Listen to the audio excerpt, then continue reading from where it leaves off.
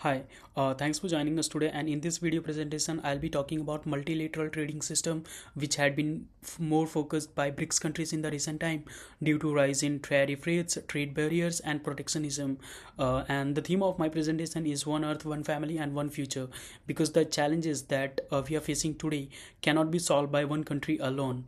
However, by building on the principles of One Earth, One Family, one future, we can build the partnerships worthy of our countries, and nations must cooperate as a global community, and by thinking of the world as one shared planet, one family, and one collective future, international partnerships can address the challenges that the international businesses they are facing today.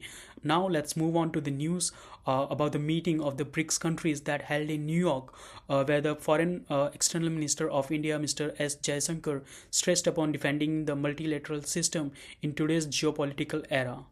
BRICS foreign ministers met in New York despite U.S. President Donald Trump's criticism. Foreign Minister S. Jaishankar hosted the meeting, saying, "As rising protectionism, tariff volatility, and non-tariff barriers impact trade flow, BRICS must defend multilateral trading system," in reference to Trump's 50% tariffs on India. Jaishankar shared pictures from the meet, highlighting the importance of defending the multilateral trading system. Now I'll break down all the elements of this news in the upcoming slides. First, let's talk about BRICS. The BRICS is an informal group of countries from the global south that cooperate politically and diplomatically to create partnerships and strengthen cooperation for development. BRICS initially it was found with five countries, that is Brazil, Russia, South Africa, China, and India. But in the recent years, six more countries they have joined the BRICS group. So now, as of now, like there are total 11 countries. Newly joined countries they are Egypt, Ethiopia, Indonesia, Iran, Saudi Arab, and United Arab Emirates. BRICS countries represent the 55 to 56% of the world population. The countries contribute over 20% of the world export and imports almost 18% of the world trade. And in total, BRICS group of countries accounts for more than 40% of the global economy. Now let's move on to the multilateral trading system. The WTO, that is World Trade Organization, controls over 74% of the global trade through practical systems most companies use without realizing it.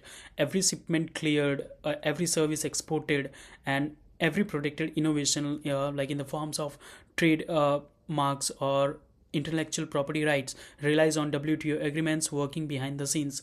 The WTO manages the global trading system by providing the legal and institutional frameworks that connects thousands of nationals, regulations, standards, and trade agreements into a single system.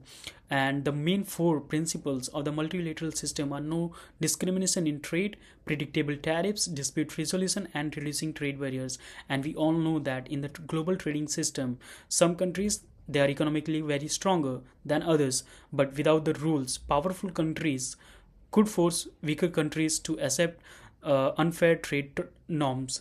And the role of WTO and multilateral system is really very important, as it ensures fairness in global trade, protects smaller economies, creates stability and predictability in international markets, reduces trade conflicts and trade wars. Common rules instead of power politics means that trade is governed by internationally agreed principles, not by the economic strength of countries. Although the global imports continue to reach new peaks relative to the size of the global economy, the exchange of goods has been stagnant since the year 2008 financial crisis. And amid this, the interference of political and business leaders in developing and developed countries is not the same, has become increasingly protectionist. Additionally, the pandemic highlighted vulnerabilities in global supply chain. Hence, the companies have become more cautious in creating global integrated supply chain. Trade integration has slowed over the decade, and the reason can be trade policy changes that has undergone a significant transformation. Further, steadily rising protectionism is an additional factors that is contributing to the decline in trade activities.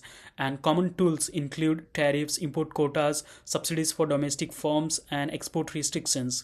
And this trend has resulted into geopolitical tensions, supply chain security concerns, industrial policy and strategy sectors at a global level. Now, if we talk about China, first of all, they relies heavily on global manufacturing exports because they export large volume of manufactured goods in like machinery and industrial equipment. Next, if we talk about India, they export IT services to Western countries like US and Canada, and as well as pharmaceutical products. And then it's a Brazil, which is the largest coffee producer in the world, and they exports coffee globally. And if considering all these components in the global trade, if the multilateral system weakens, large economies such as like US and China, they may dominate trade rules. Smaller and developing countries could lose negotiating power in the WTO. So and further, like BRICS countries, they are the major beneficiaries of global trade, especially export led growth.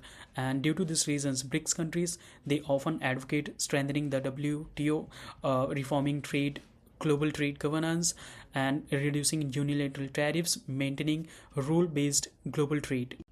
In today's world, we are moving from globalization to geo-economic rivalry. Supply chain are fragmenting, industry policies they have returned. So government nowadays, they are increasingly prioritize national security over market efficiency, and geopolitical risk is now a major concern for like MNCs and global trade routes. Examples include industrial subsidies in US and Europe, strategic decoupling from China, trade weaponization. So trade is no longer just economic; it's a geopolitical weapon.